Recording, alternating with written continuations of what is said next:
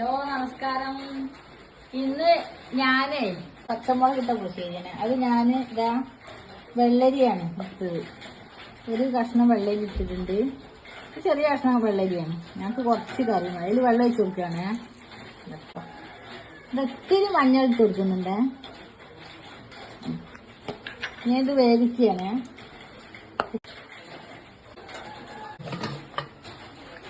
Cooker അടയ്ക്കാൻ പോവാണ്. Stove കത്തിക്കുകയാണ്. അടുപ്പത്തേക്കാണ് സ്റ്റൗവില്. ഇതാ അതിലേക്കുള്ള സാധനമാണ് ഇതൊക്കെ. ഒരു മുറി തേങ്ങ, ചെറിയ ഉള്ളി, ഇത് ഓപ്ഷനിലാണ്, വേണമെങ്കിൽ ഇട്ടാൽ മതി കേട്ടോ. പിന്നെ 2 പച്ചമുളക്, ചെറിയ ജീരകവും. ഇത് ഞാനേ അരച്ചിട്ട് വരാം കേട്ടോ. ചെറിയ ഉള്ളി 4 എണ്ണം, 2 പച്ചമുളക്.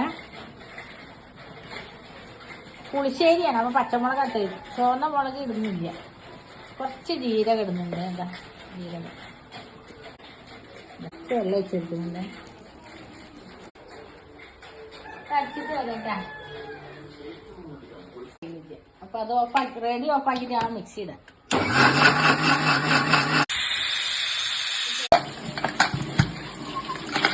ചോറ് കൊണ്ടുവന്നെ. അപ്പൊ പിന്നെ വേഗം ആവണം പരിപാടി. ഇതാ ഞാൻ സ്റ്റൗ കത്തിച്ചിട്ടാ ഇത് വെക്കുന്നുണ്ടോ. ഇത് ചെറിയൊരു കറിയാണ്, എല്ലാരും വെക്കുന്ന കറിയാണ്. ഇതൊക്കെ വെക്കാൻ എല്ലാവർക്കും അറിയാം, എല്ലാരും വെക്കുന്ന കറിയാണ്. ഇതൊന്ന് തിളക്കട്ടെ. ചെറിയ ചെറുപ്പക്കാരൊക്കെ ഇതൊന്നൊക്കെ ഒന്ന് വെച്ച് ട്രൈ ചെയ്ത് നോക്കുക.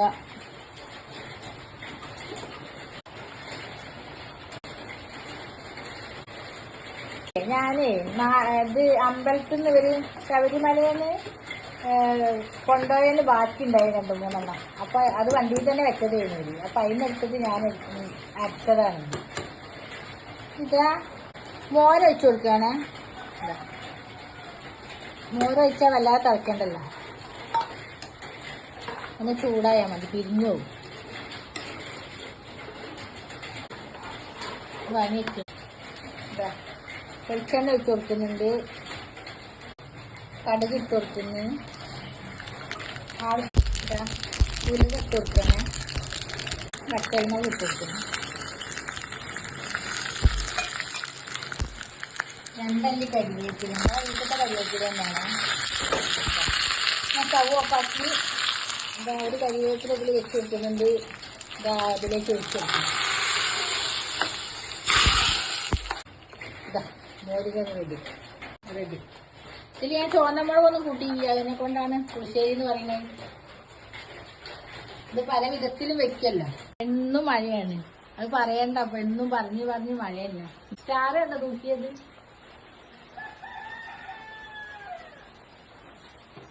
അപ്പൊ വീഡിയോ ഇഷ്ടമായ എല്ലാവരും ലൈക്ക് ചെയ്യുക, സബ്സ്ക്രൈബ് ചെയ്യുക, കൂട്ടുകാരിലേക്കൊക്കെ എത്തിക്കുക. ബൈ.